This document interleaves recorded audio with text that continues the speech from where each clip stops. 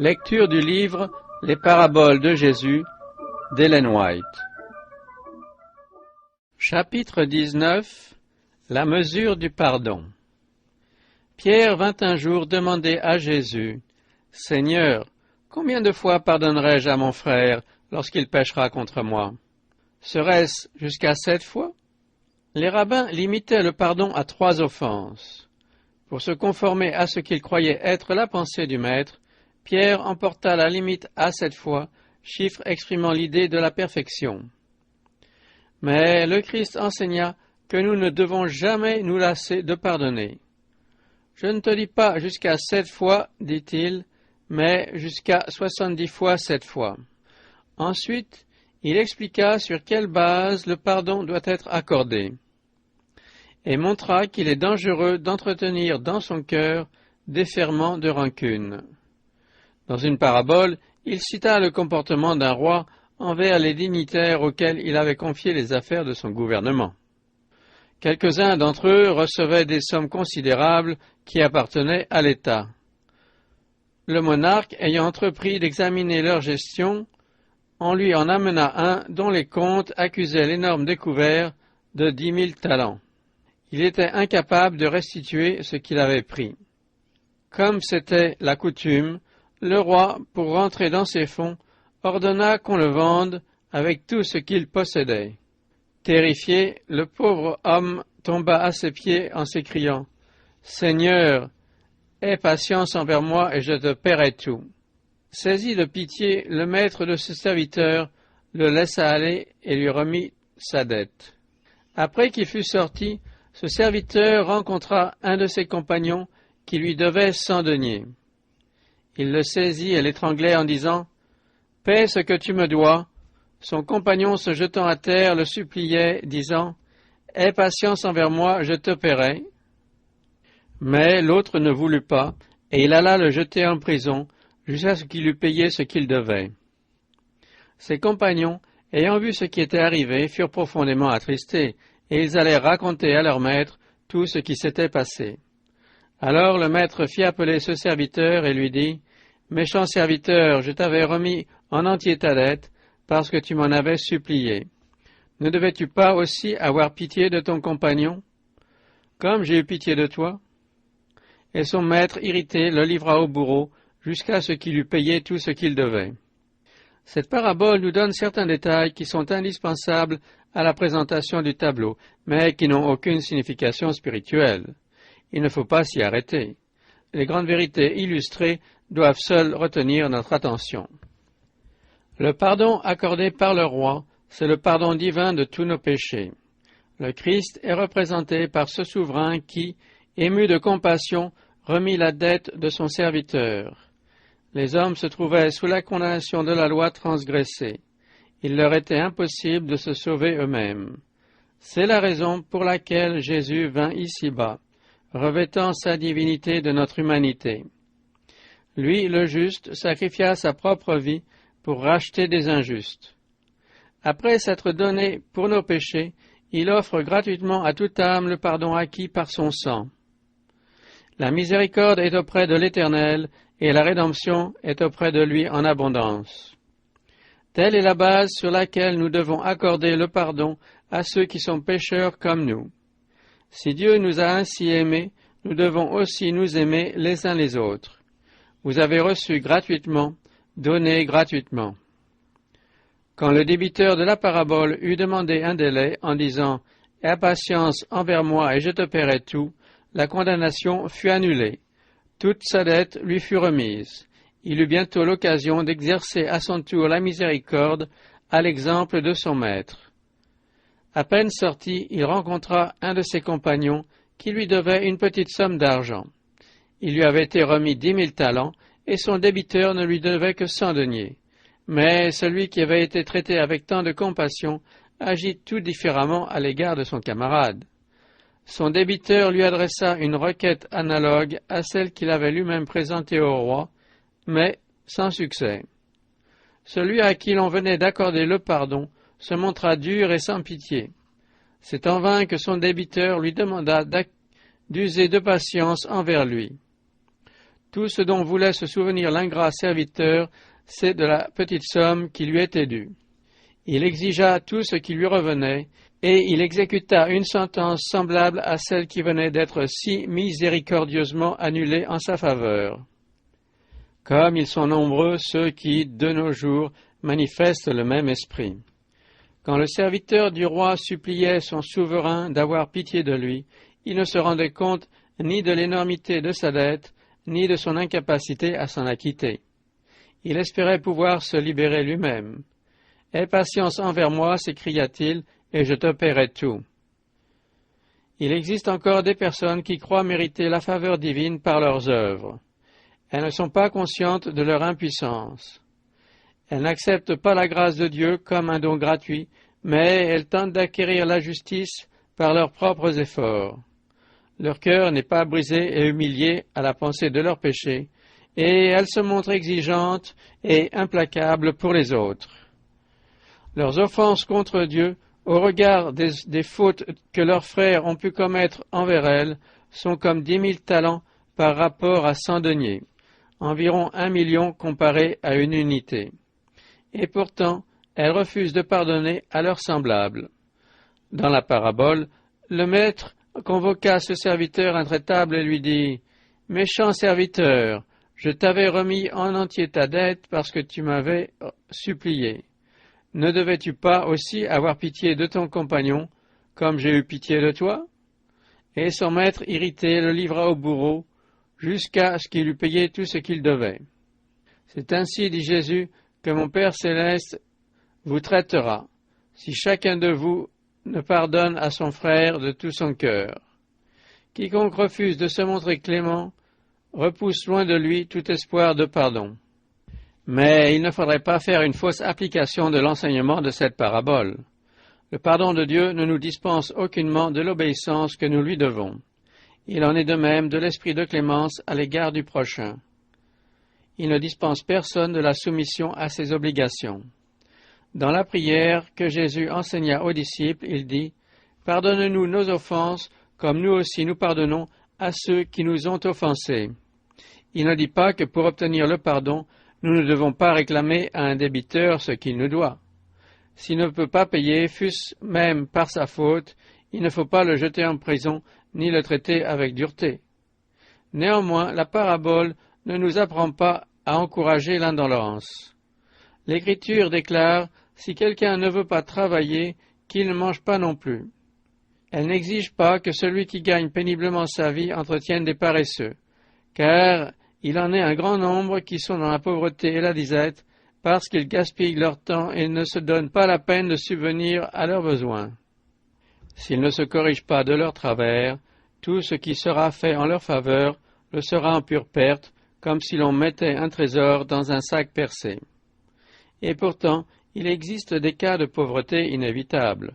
Aussi notre devoir est-il de manifester de la bonté et de la compassion envers les malheureux.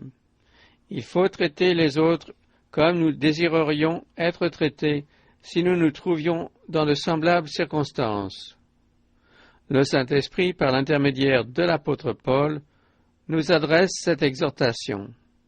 Si donc il y a quelque consolation en Christ, s'il y a quelque soulagement dans la charité, s'il y a quelque union d'esprit, s'il y a quelque compassion et quelque miséricorde, rendez ma joie parfaite, ayant un même sentiment, un même amour, une même âme, une même pensée.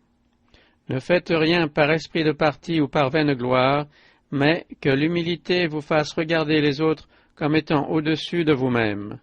Que chacun de vous, au lieu de considérer ses propres intérêts, considère aussi ceux des autres. Ayez en vous les sentiments qui étaient en Jésus-Christ. Mais le péché ne doit pas être considéré à la légère. Le Seigneur nous défend de le tolérer chez notre frère. Si ton frère a péché, dit-il, reprends-le. Il faut appeler le péché par son nom et en parler franchement à celui qui s'en est rendu coupable. Écrivant sous l'inspiration divine, l'apôtre Paul recommande à Timothée « Insiste en toute occasion, favorable ou non, reprend, censure, exhorte, avec toute douceur et en instruisant. » Il écrivit aussi à Tite Il y a beaucoup de gens rebelles, de vains discoureurs et de séducteurs, auxquels il faut fermer la bouche. Reprends-les sévèrement, afin qu'ils aient une foi saine. Si ton frère a péché, dit le Sauveur, va et reprends-le entre toi et lui seul. S'il t'écoute, tu as gagné ton frère, mais s'il ne t'écoute pas, prends avec toi une ou deux personnes, afin que toute l'affaire se règle sur la déclaration de 2 ou de 3 témoins. S'il refuse de les écouter, dis-le à l'Église, et s'il refuse aussi d'écouter l'Église, qu'il soit pour toi comme un païen et un publicain. Le Seigneur nous montre par ces paroles que les différends qui surgissent entre chrétiens doivent être réglés dans l'Église. Il ne faut pas les porter devant ceux qui ne craignent pas Dieu. Un converti vient-il à subir quelque injustice de la part d'un frère en la foi, qu'il évite de faire appel à un tribunal de non-croyants et qu'il suive l'instruction donnée par Jésus-Christ. Au lieu de chercher à se venger, qu'il s'efforce de sauver son frère. Dieu veille sur les intérêts de ceux qui l'aiment et le craignent. C'est en toute confiance qu'ils peuvent s'en remettre à celui qui juge avec justice. Trop souvent, lorsqu'une personne a été maintes fois offensée et que l'offenseur avoue sa faute, cette personne se lasse de pardonner et s'imagine qu'elle l'a fait suffisamment. Mais le Sauveur nous montre clairement comment nous devons nous comporter.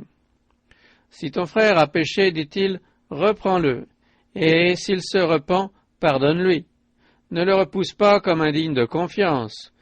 Prends garde à toi-même, est-il écrit, de peur que tu ne sois aussi tenté. Si vos frères s'égarent, vous devez leur pardonner. Quand ils viennent à vous pour confesser leurs fautes, vous ne devez pas dire « Oh, ils ne se sont pas encore humiliés comme il faudrait. Je ne crois pas qu'ils aient un sentiment assez vif de leur péché. » De quel droit voudriez-vous les soumettre aux rigueurs de votre jugement, comme si vous saviez ce qui se passe dans leur cœur? La parole de Dieu nous déclare « S'il se repent, pardonne-lui. S'il a péché contre toi 7 fois dans un jour, et que 7 fois il revienne à toi, disant « Je me repens », tu lui pardonneras.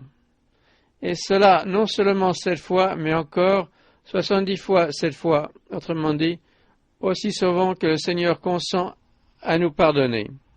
C'est à la grâce de Dieu que nous devons tout ce que nous avons. C'est par elle que nous avons été adoptés, c'est encore elle qui a effectué notre rédemption, notre régénération, notre élévation à la qualité d'héritier avec le Christ. Que cette grâce soit aussi révélée à d'autres. Ne découragez pas celui qui s'est égaré et ne blessez pas votre frère par une dureté digne des pharisiens. Veillez à ce que votre cœur et votre esprit ne se laissent pas dominer par des sentiments d'amertume. Que le ton de votre voix soit exempt de tout mépris. Si vous dites une seule parole de vous-même, si vous prenez une attitude indifférente, ou si vous montrez de la suspicion ou de la défaillance, vous risquez de perdre une âme. Votre prochain a besoin de rencontrer un frère avec un cœur semblable à celui du frère aîné, capable par sa sympathie de toucher son cœur humain. Il faut qu'il sente l'étreinte d'une main chaleureuse et qu'il entende dire « prions ». À tous deux, le Seigneur accordera une riche bénédiction, car la prière nous unit aux autres et à Dieu. C'est elle qui attire Jésus à nos côtés et communique au cœur abattu et défaillant une force nouvelle pour vaincre le monde, la chair et Satan. C'est elle qui détourne les assauts de cet adversaire. Quand nous délaissons les imperfections humaines pour contempler Jésus, une transformation divine s'opère dans notre caractère. L'Esprit du Christ agit sur le cœur et le modèle à son image. Faites donc tout ce qui dépend de vous pour exalter Jésus. Tournez vos regards vers l'agneau de Dieu qui ôte le péché du monde. En entreprenant cette tâche, rappelez-vous que celui qui ramènera un pécheur de la voie où il s'était égaré sauvera une âme de la mort et couvrira une multitude de péchés. Mais si vous ne pardonnez pas aux hommes, votre Père ne vous pardonnera pas non plus vos offenses. Rien ne peut justifier celui qui n'a pas l'esprit de pardon. Qui ne se montre pas miséricordieux envers les autres prouve qu'il ne participe pas lui-même à la grâce de Dieu. La clémence d'en haut attire l'âme égarée à celui dont l'amour est infini. Le flot de la compassion divine envahit le cœur du pécheur et, par lui, se communique à d'autres. La tendresse et la miséricorde que le Christ a manifestées ici-bas se retrouveront chez ceux qui ont part à sa grâce. Mais si quelqu'un n'a pas l'Esprit de Christ, il ne lui appartient pas. Il est étranger à la vie de Dieu et uniquement propre à être séparé de lui pour l'éternité. Il est vrai qu'il peut avoir une fois été absous, mais son esprit sans pitié prouve qu'il rejette maintenant l'amour de Dieu qui pardonne. Il s'est écarté de lui et se trouve dans la même condition qu'avant d'avoir obtenu grâce. Il a renié sa repentance et il porte à nouveau ses péchés comme s'il ne s'était jamais repenti. Voici la grande leçon qui se dégage de cette parabole. La compassion de Dieu contraste avec la dureté de l'homme. Or, le pardon divin doit nous donner la dimension de notre propre miséricorde. Ne devais-tu pas avoir aussi pitié de ton compagnon comme j'ai eu pitié de toi? Nous ne sommes pas pardonnés parce que nous pardonnons, mais comme nous pardonnons. La base de tout pardon se trouve dans l'amour immérité de Dieu. Mais par notre attitude envers les autres, nous montrons si nous nous sommes appropriés cet amour. Aussi le Christ dit-il, on vous jugera du jugement dont vous jugez, et l'on vous mesurera avec la mesure dont vous mesurez.